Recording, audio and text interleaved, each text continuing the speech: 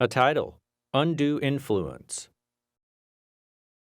A disclaimer: the opinions, findings, conclusions, and recommendations expressed in this program are those of the speakers and do not necessarily reflect the views of the U.S. Department of Justice. This project was supported by the U.S. Department of Justice's Elder Justice Initiative and the Office on Violence Against Women. Portions of this program are protected by copyright. If you would like to copy, display in a public setting, adapt, or distribute this program, please contact elder.justice@usdoj.gov. Paige Ulray, Senior Deputy Prosecuting Attorney, Seattle, Washington. We see undue influence coming up most often in financial exploitation cases.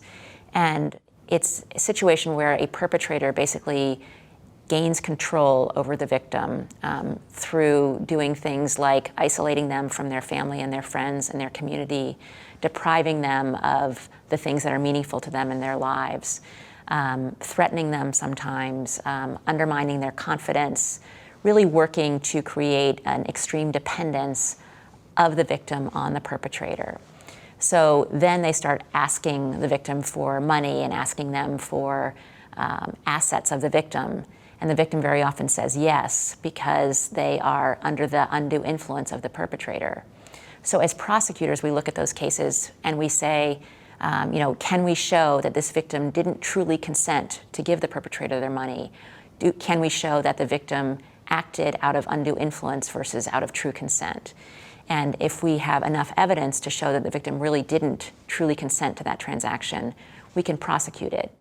Dr. Harry E. Morgan, President, the Center for Geriatric and Family Psychiatry, Glastonbury, Connecticut. This type of undue influence can more easily occur in people who have cognitive changes and weakened capacity, but it can happen to people with clear capacity if there is sufficient strategic efforts to change their beliefs and to provide them with fallacious information.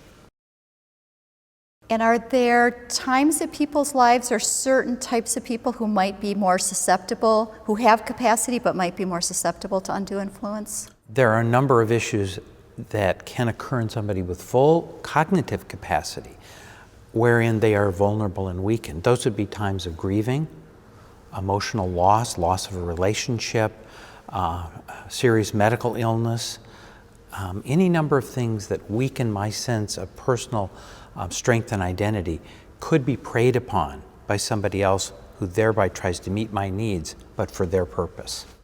And do you have advice for prosecutors if they might suspect undue influence in a case? How do they tease out whether undue influence is occurring? And are there experts that they could work with that can help them in that?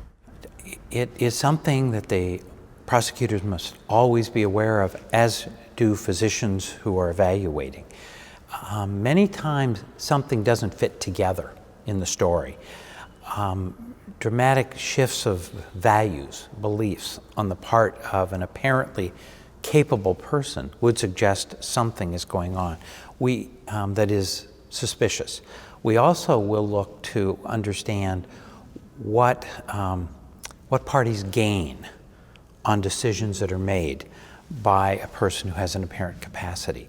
And if preferentially the very person gains financially, socially, sexually at the hands of their, quotes, victim, that should raise suspicion that there's an alternative motive. And one often has to look behind the scenes at what's happening. A prosecutor should look carefully and be aware if there's a pivotal point in time. Is this client undergoing life changes? Is there history of depression? So getting access to medical records, other collateral information, other family members are important items. I have seen cases in which there's a family member exploiting an older adult, and no one talked to the other siblings in the family who would have had very valuable information. So I think it's important not to just rely on one family member or one party in a family when there are multiple parties in that family. They each may have a different perspective about what was happening. I often find prosecutors somewhat subdued in their enthusiasm to pursue prosecution of undue influence because the statutes around the country do not clearly embody this as a crime. Instead, prosecutors therefore back away because they fear it's too hard to pursue. What we recommend is really to conceptualize it as larceny or theft by deceit, by criminal maliciousness, and find statutes that do fit, and pursue that. Now, I think an expert witness coming in on a case like this can talk about the nature and patterns of undue influence that can be very supportive to the case. So I would encourage prosecutors to look beyond just the term prosecuting undue influence and try to look to what actually was gained in that undue influence and look at prosecuting that action. Liz Lowy, former Chief of Elder Abuse Unit, Manhattan District Attorney's Office, New York, New York. Some states have criminal statutes that actually mention undue influence. As a former prosecutor, I feel like those states are the lucky ones. But New York State, where we're sitting right now, does not.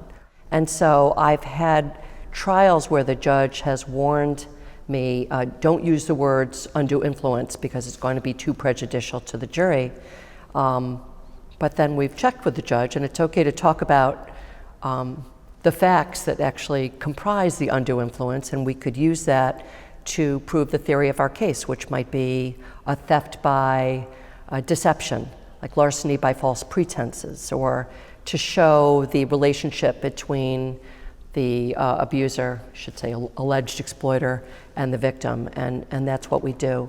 It's interesting because if you have a victim that's completely impaired, it's tough to argue undue influence, right? Mm-hmm. So if that victim was completely impaired at the time of the transfer, you may be cutting against yourself a little bit to say that person was in a relationship where they were manipulated and there was power and control. I have found that I've used it usually where the victim does have capacity or has maybe some challenges to cognition, and I've used it in that situation a lot where, because of the fact that they have challenges to cognition, they were easily manipulated by the alleged exploiter because of their relationship.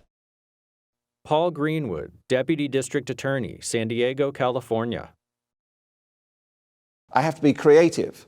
Without referring to undue influence, I have to be able to prove beyond a reasonable doubt that that consent was taken away through manipulation. And what sorts of information or what sorts of things might you display or tell a jury in order to get that point across? What I try to do is show a profile of my victim prior to meeting the suspect, and then how the victim's behavior often changed after meeting the suspect. Most times, suspect is going to say as their defense, she gave it to me, he gave it to me, or it was a loan. I also try to focus upon what was it about the suspect that led the victim to believe in the suspect. What kind of statements did the suspect make that engendered some kind of connection with the victim?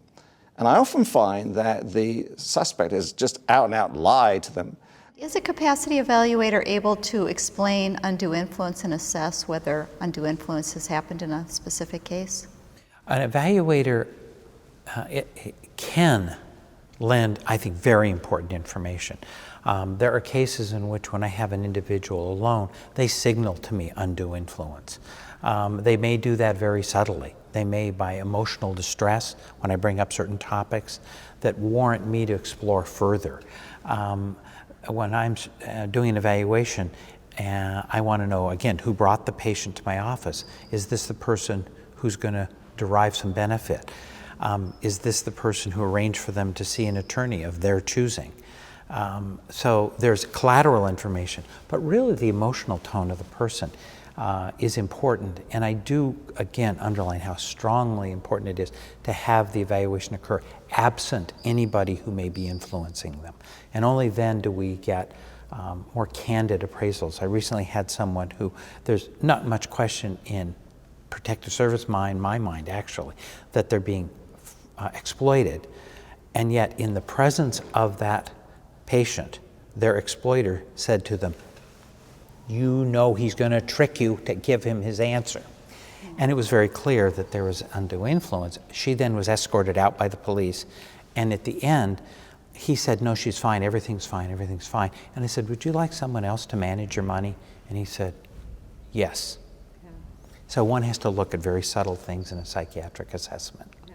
I have a case where an elderly man was a recent widower, and he had lost his wife of many years, and his wife had been the person who took care of the family's assets and basically ran the home.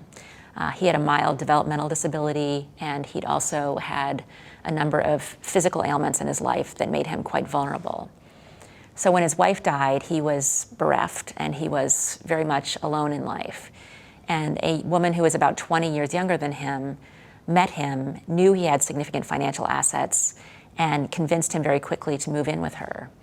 She then took over his finances. She promised him she'd handle everything for him and it would all be taken care of. And he consented because he trusted her and because he depended on her, and he believed that she would take care of him. So in the end, he ended up losing literally all the assets he had to her, and we ended up prosecuting her for theft. And even though we don't have an undue influence statute, we were able to successfully prosecute her because our theory was that his consent was not true consent. It was consent based on the manipulation, the lies, the isolation, and all these other tactics that she had perpetrated on him. And we were successful in our prosecution of that case. Logos appear. NCall, www.ncall.us. Terra Nova Films, terranova.org. Funded by the U.S. Department of Justice Elder Abuse Initiative and the Office on Violence Against Women, www.justice.gov/elderjustice.